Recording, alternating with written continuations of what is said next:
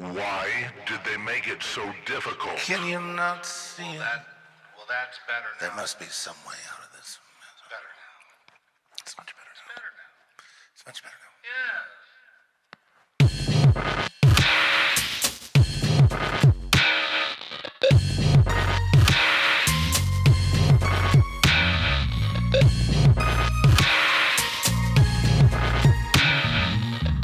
I don't know why you thought you would keep on. Now that everybody knows, from your head down to your toes, you really did wrong to lock me up in the asylum. You knew I'd get out one day. Yeah. You knew I was coming after you. You knew one day I'd settle the score. I don't know why it's so quiet here, but yeah, you done me solitary confinement is not meant for me. The Thorazine and all medication made me into a zombie. I don't know if I'll ever get over it. I use my psychic power to track you down, and I tracked you down. I tracked you down.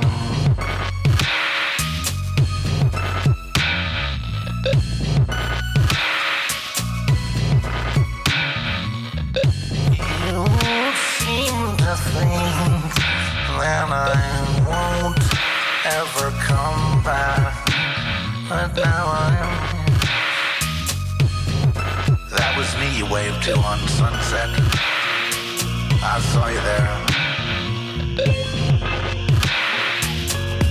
Some old BMW. Been lighted with you, going to check on your mom's house. Don't think that I forgot for 1 minute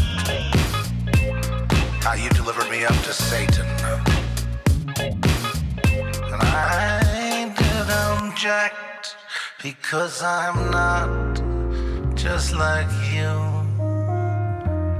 I have a point of view. You have no right over my soul. You have no right. I know you're mind controlled and your soul is gone. I know you're just a servant of darkness.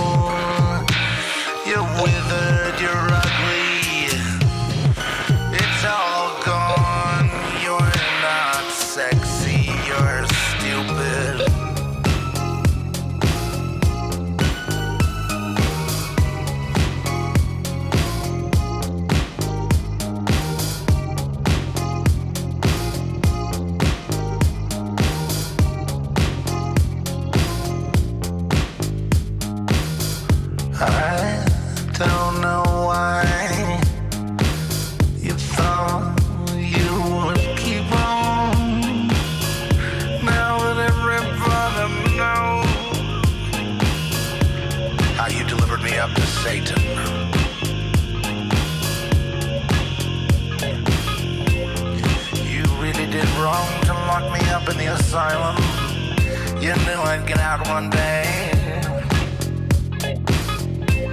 You knew I was coming after you. You knew one day I'd settle the score.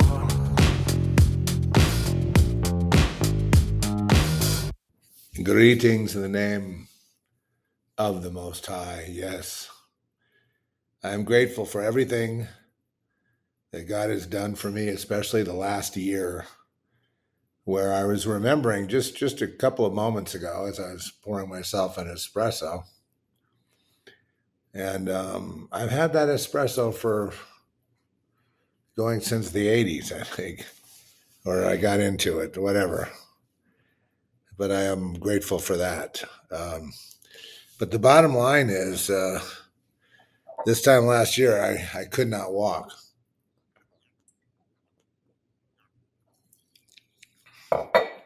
And I couldn't walk using a walker. I could get maybe a few yards, maybe the length of the hallway of our home here.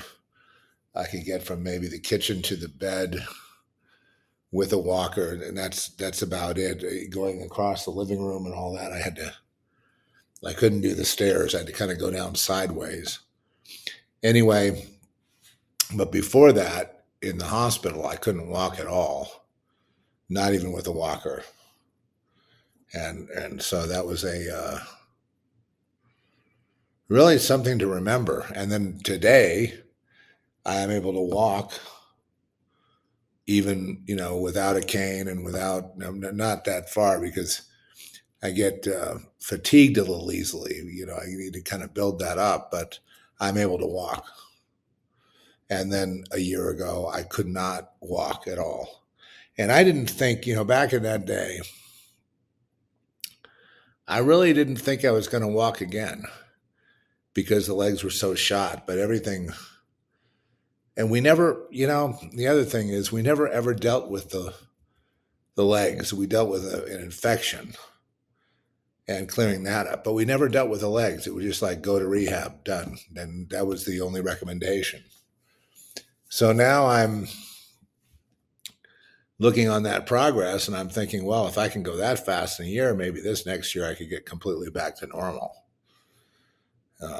So I'm very grateful for that.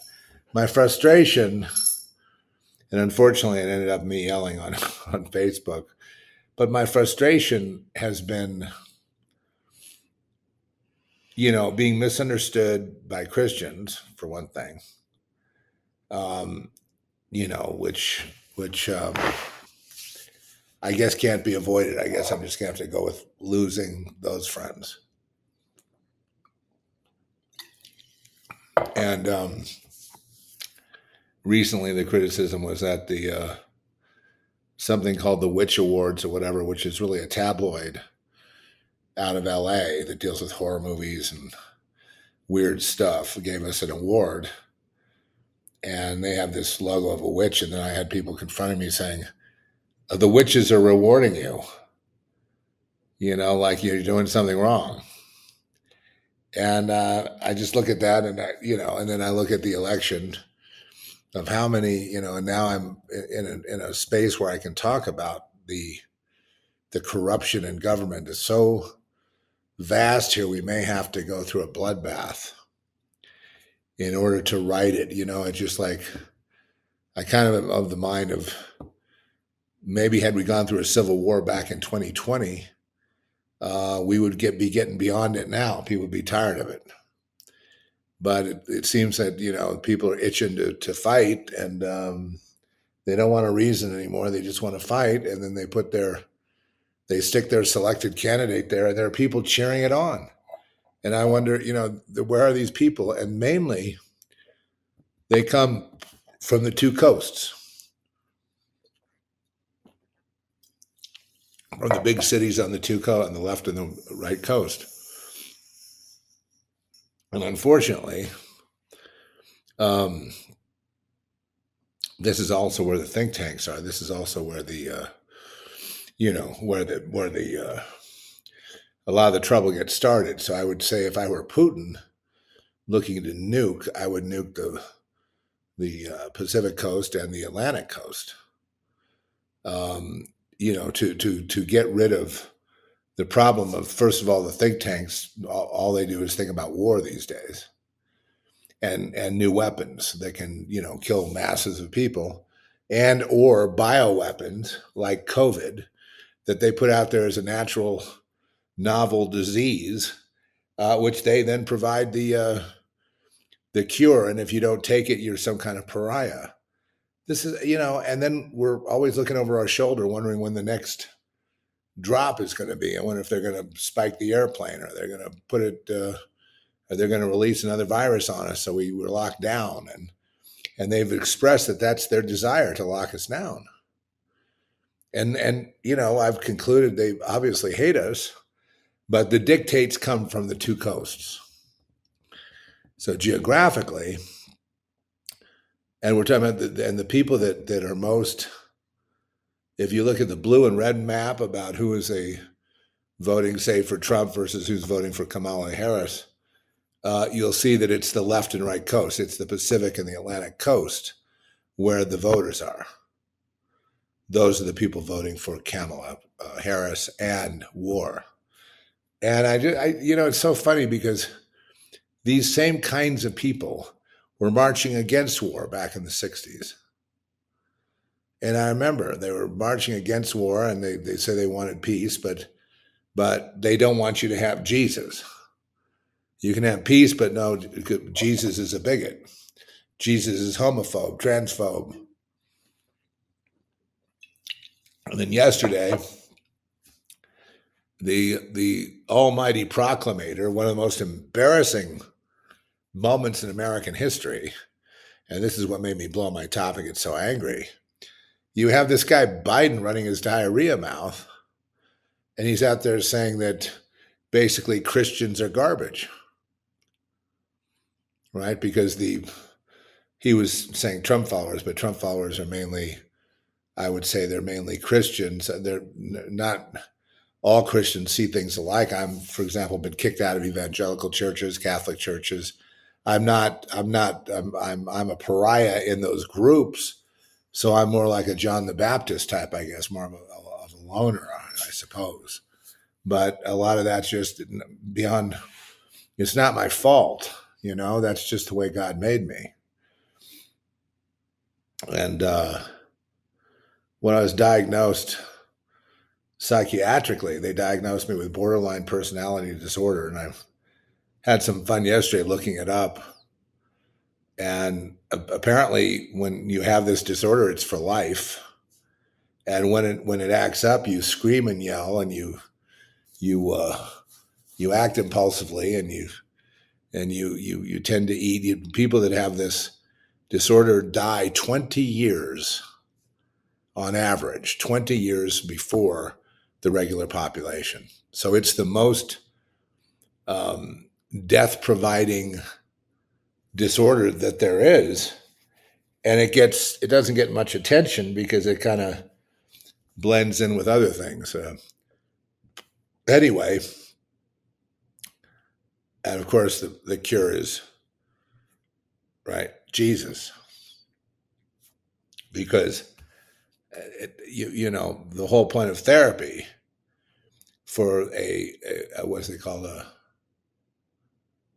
for a BPD person, the whole point of therapy is to stop that person from doing something impulsive, like jumping off a bridge, like hurting somebody else, like just being, speaking their mind at a time where we're not following social signals and therefore scaring people or whatever it is. I just find this interesting. They also say the preponderance of successful artists in the world all have BPD. And the IQ rates of BPD is higher than the mass population. So I'm seeing something kind of like an autism type of diagnosis, but it's a little different. But it's the same kind of result. In other words, these people cannot blend in with society. Cannot. They can't blend in at Thanksgiving dinner that's coming up. They can't. They can't be anything but suspected and being feared because people don't know what they're going to do because they're unpredictable. When they get impulsive, they could do anything, including lose their life or lose someone else's life. So, apparently one of the things they listed was wild driving is one of the problems. And like I said, Jesus being the cure, that means that a lot of BPD, I can tell you because I'll do better than the psychiatrist now. I'm better than the psychologist. First of all, it comes from abuse at an early age, usually. And in fact, they have programs to abuse children to make them higher IQs. Right. So abuse leads to a higher IQ. Why? Because the abusee is got to be on the lookout for the next abuser because they don't want to be abused. Nobody does. And it makes them more keen as to their surroundings. And when you're more keen, your IQ goes up as you can then start doing advanced. And I used to do advanced math in my head. I couldn't sit there and compute it like point by point. I would just flash on the answer. Boom, boom, boom, like that. And so they had me in the program. They had me in their program to do remote viewing and all kinds of things when we were kids. And along with, abuse, I finally kind of fought back against them at one point. And then all hell broke loose because then, see, now I'm not containable. Now I need to be reined in. Now I need to be beaten down and broken. Now I need to be hurt real, real bad. Bludgeon that kid into submission. And and I know that kind of attitude toward anything, toward medicine, toward government, toward diplomacy, toward anything, is it's like going back to the caveman era. It's basically a very uncivilized thing to do. When you don't know what to do, panic and then bludgeon. Boom, boom, boom. Hit him with a hammer. Hit it until it complies, which is the whole point of labeling people with these various DSM-3, DSM-4 diagnostic manuals to label somebody. But really what they're saying is, watch out for this one. These BPDs are antisocial and they could be a real problem in society. So we need as many people with eyes on the target as possible. And here comes your gang stalking. You getting my drift, baby? Well, I've given it a lot of thought. I mean, if anyone knows anything about it, it's got to be me, since my history with all this goes way, way back. And but I do find it interesting how the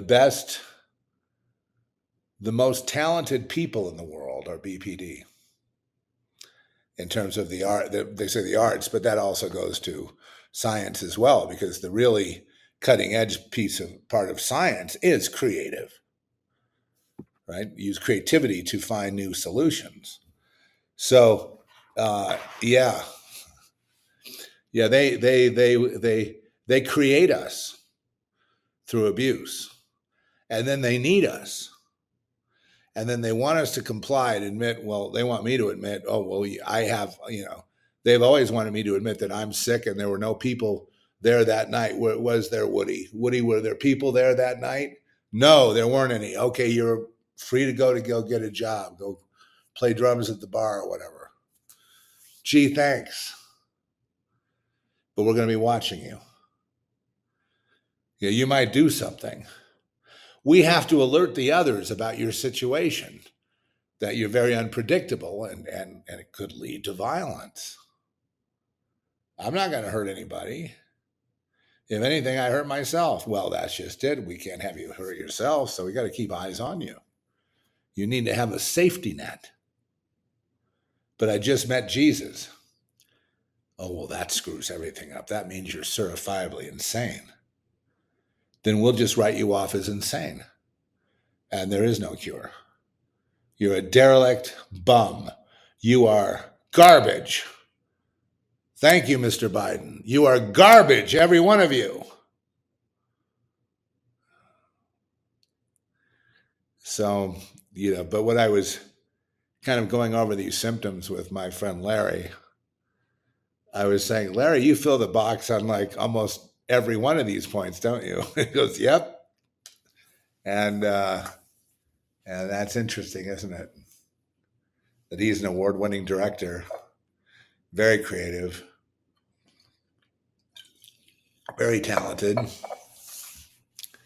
He said he was looking for a way to process his pain, and the best way was through the arts, and particularly through filmmaking. And that to process the pain from from abuse, from mommy issues. So we have kind of a kinship there. But I mean, the point is, don't abuse children. That's really the point. The other thing is, when they want to hit you with, I don't know if you can get to the point of seeing the shrink once a week, but see, it's not just the shrink now. You're getting medication. Like my daughter, my late daughter, and you're being expected, to check in every week to make sure that medication's working. Have you had any episodes of sudden impulsivity, like just flying to another country or getting married to some stranger, or punching somebody in the mall? Any incidents like that? Nope. Well, then I think the medication's working great. We'll see you next week at the same time. Okay. Okay, Dr. Munstein. I was just thinking and BPD are most likely to have panic attacks. And like I said, when you get to the life, this is no joke. When you research disease, you go, well, cancer, if you have kidney failure, if you have heart failure, you have, your lifespan instead of 75, maybe 72. But on this one, they say, on average, these people lived 20 years less than the main population. 20 years. My eyes just about popped out, and I reconfirmed it several times on the internet from Mayo Clinic and Johns Hopkins, and 20 years. And then I told Trish, I said, but a lot of this is not suicide. It's, somehow they were in the wrong place. They were impulsive. They did something they shouldn't have done, and they got killed, or someone killed them. They spoke up and said the wrong thing in the bar. Someone cold cocked them and they died. Whatever. And then the ones who do live tend to become recluses in society. In other words, to drop out of all relationships, because all relationships have already failed for that person. They've all failed because nobody understands. The world is intolerant, because it is a simulation. Picture it like a factory. And the products being made go through a QC, quality control. And the ones that don't make it get kicked out off the line. That's exactly what you're dealing with. Through no fault of their own, and through fault of others, which they don't want to admit to. They want to. You look for the locus or the beginning of BPD in a person. So how'd they get that way? Not any of them. Nobody has a clue. Nobody knows anything about that. Oh, I don't know where it could just, some kids have it, And the important thing is to catch it because talk therapy is the only way to really handle it. And the role of the therapist is to make sure that that person doesn't go off the rails.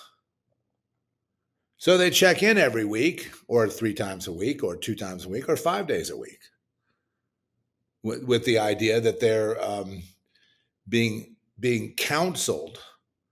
Like, for example, if you break up with someone, or if you just suddenly aren't seeing someone again, or you break off with a friend and you maybe don't make a big deal out of it, but the therapist will be alarmed and go, well, what happened?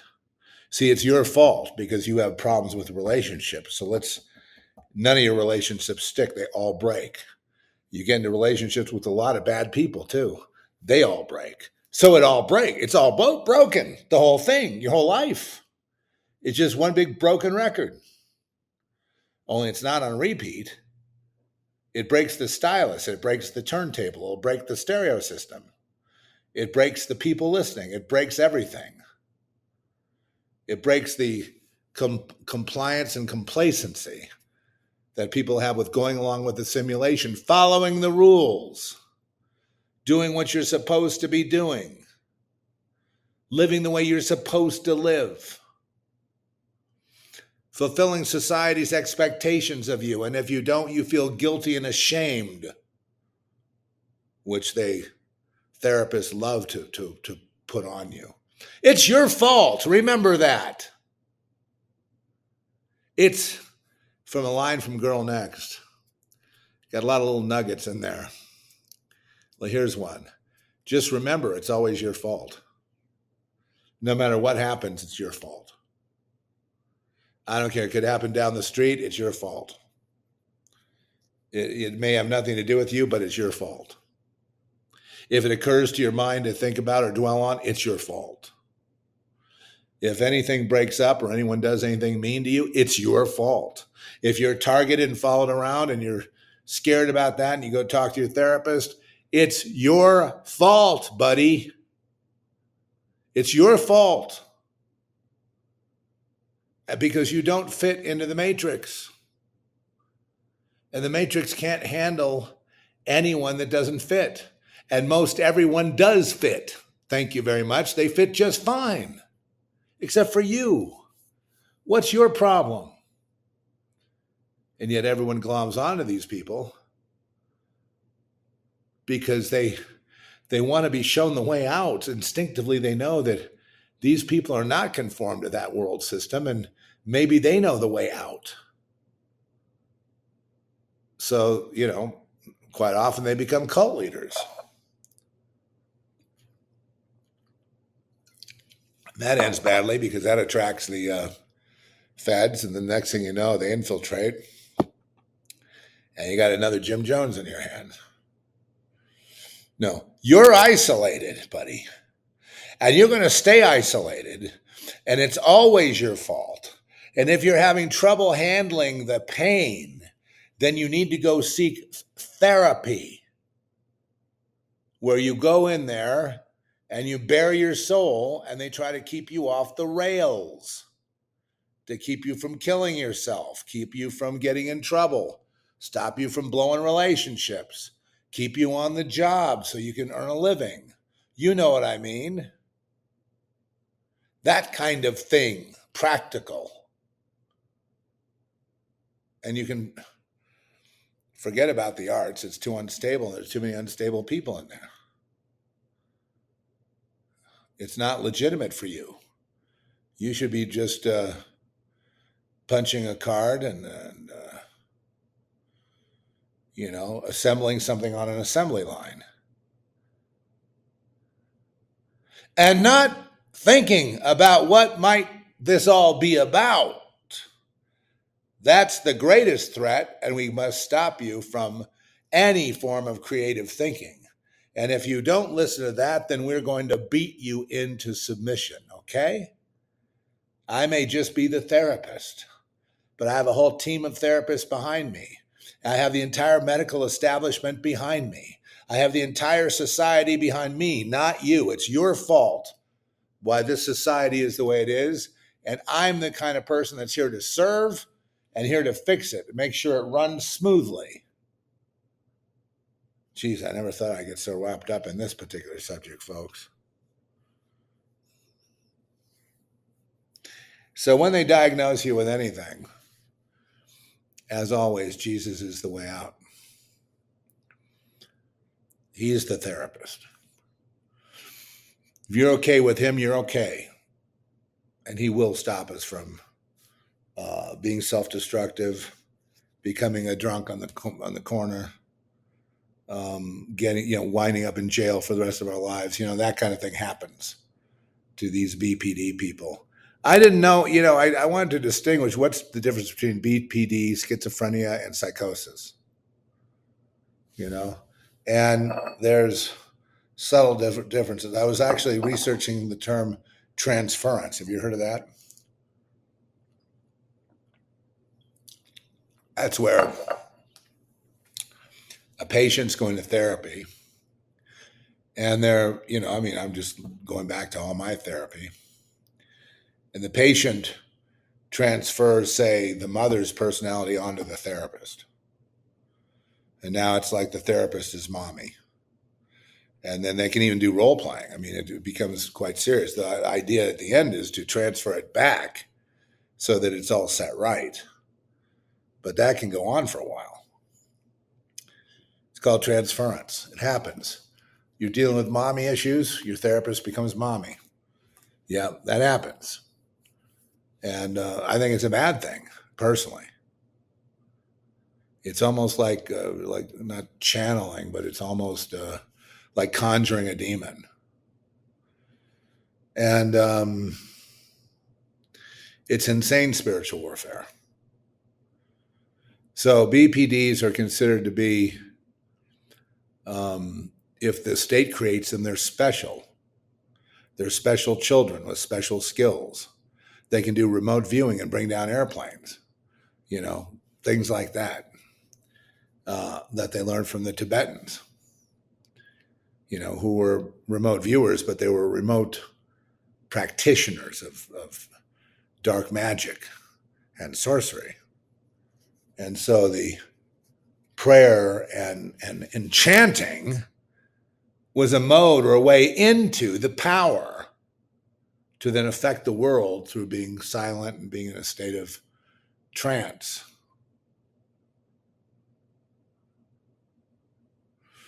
So Madame Blavatsky and others took on the Tibetan forms, took them to Europe. And it became kind of canonized within the occult practitioners and theosophy and, Aleister Crowley and all the rest of it. Yeah, and ordinarily these people might be a therapist. They might be your therapist. They might be your psychiatrist. That doesn't prevent them from dabbling or maybe even using you as an experiment. It's so tempting. There you are, unconformed. You're just like a lamb to the slaughter, and they are a big bad wolf, and they're salivating when they see you. Yeah, come on in. We'll get it straightened out. How's your medication? How'd it go this week? Still on the job? Still married? Still seeing friends? And what is it about your friends that make you feel so alienated? Why do you not want to go to the party anymore? You feel picked on. What do you mean they pick on you? They tease you? That all of that, do you think you have something to do with that? You think you draw that to yourself? You think your behavior or your flamboyant behavior might have something to do with drawing people that might want to squelch you down? Stop you from being so obvious in the room? Or is it your lack of being able to read social cues? A nod and a wink is no different to you. A nod, a wink, a hand gesture, all the same thing. And then the therapist says, that's your fault. They're signaling you. And you're not picking up on they're raising their eyebrows and they're trying to get you to understand. It's, time for the orgy.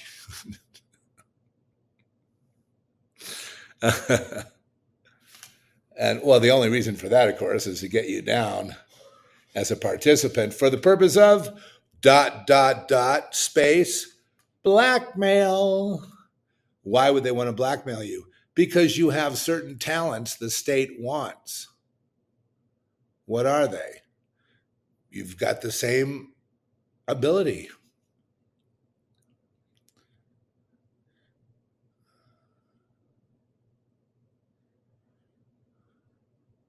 They might want to use you to bring down an airplane, although that's usually children.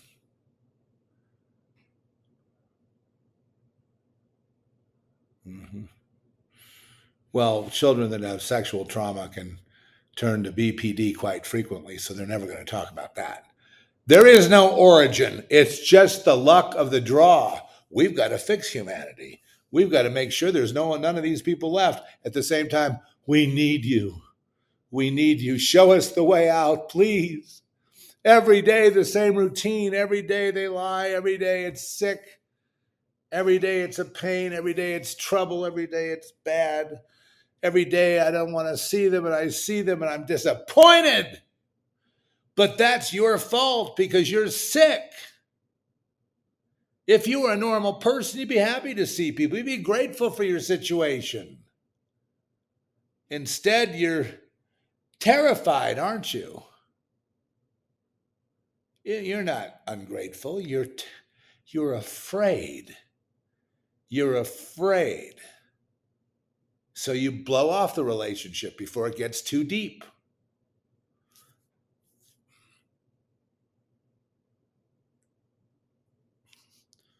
You don't ever apologize to people because you're so busy with the next problem.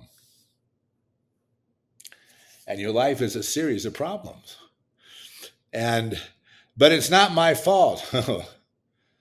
Yes, but society will never accept its position in doing harm to you that is irrevocable. So you're stuck with this your whole life. So you can either comply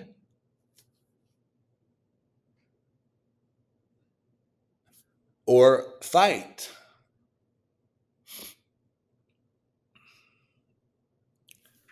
I understand that you're afraid.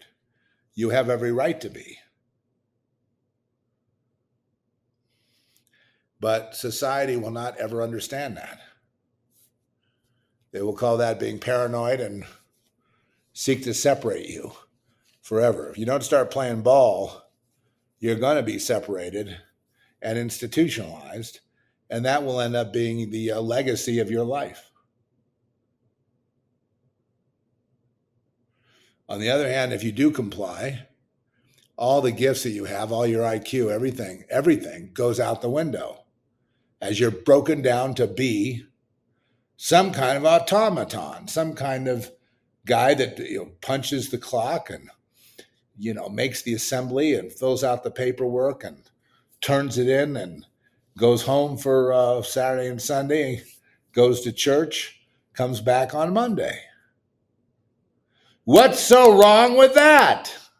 You could have a wife and children, and hopefully they'll grow up without your problem, and the wrong will have been righted as you become demoted. No more of these omnipotent fantasies, please. Ever since you met Jesus, you've been acting like you could fly. What is the matter with you? You need to be beaten down. Well, we'll start with firing you from your job. How's that?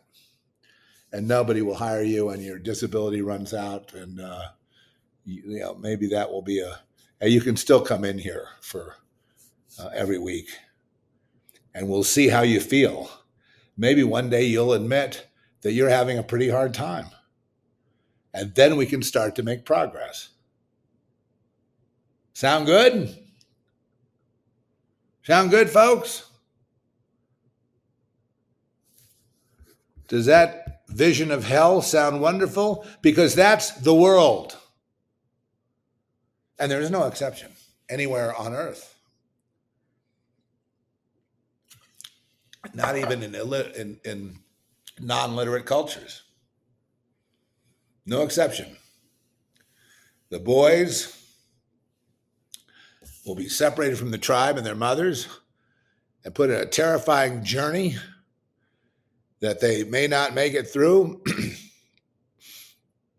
And when they survive to the other side of that journey that the men put them through, they're now considered a man.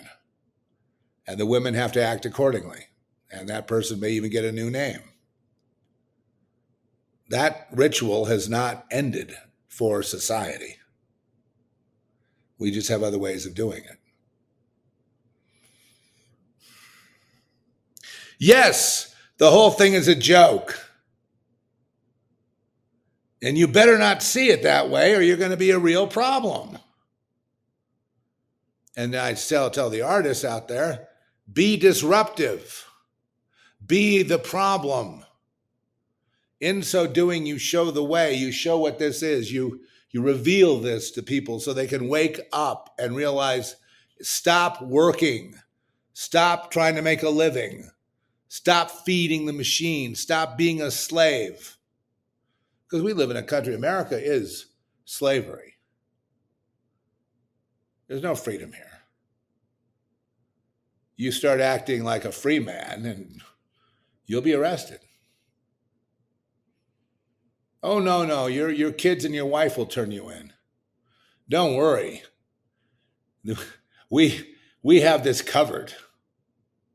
We've been doing this a long time, okay? There is a purpose to all this. The countries are irrelevant. What is relevant is what's inside you. And that's what we will harvest that in due time. And you will be grateful for the nice little life you have in due time. And you'll go from a rebel to a participant, and no one will be prouder of you than us.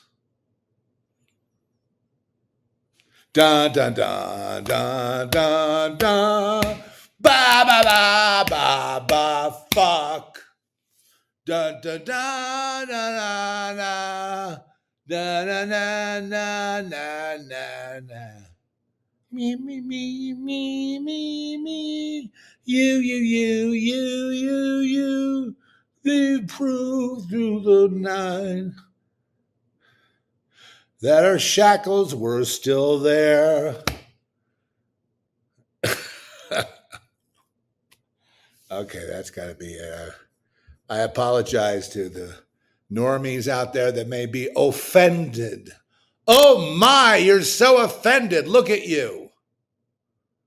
Well, you better go out and cast your vote for Kamala Harris then. Or maybe Trump will save you. Keep believing in the political process. You made progress this time.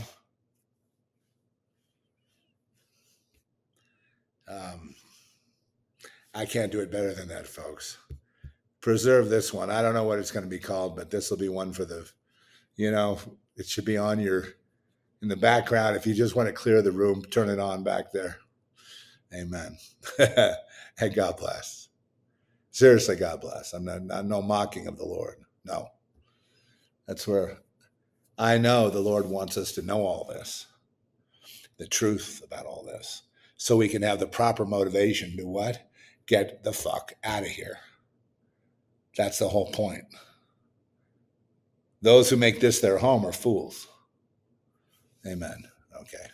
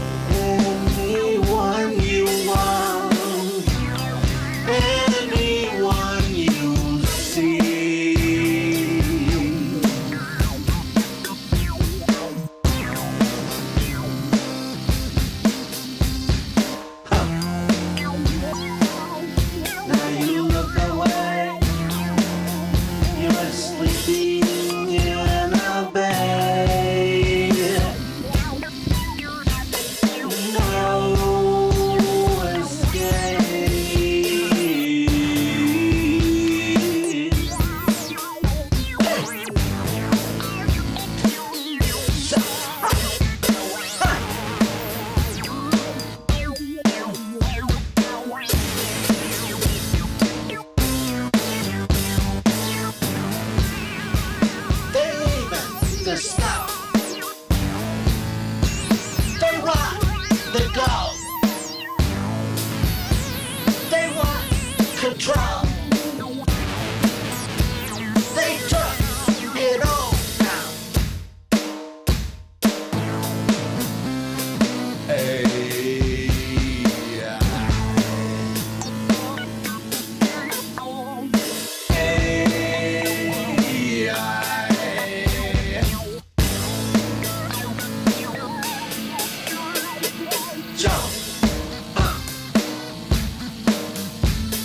welcome to your new life.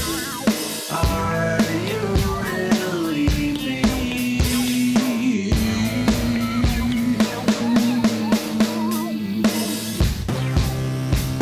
Now you get up and cross the room. Look across the way.